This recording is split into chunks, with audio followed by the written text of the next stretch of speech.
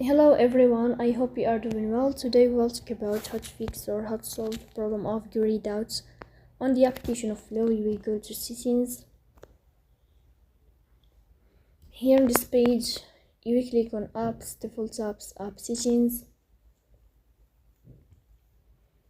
In this window, you will search about the application of Flow app as you see here, and you will click. Then here in this window, you will click on first stop and you will click OK. In this page, we click on storage. Here we click on clear cache. In the end, you will turn off your phone and you restart your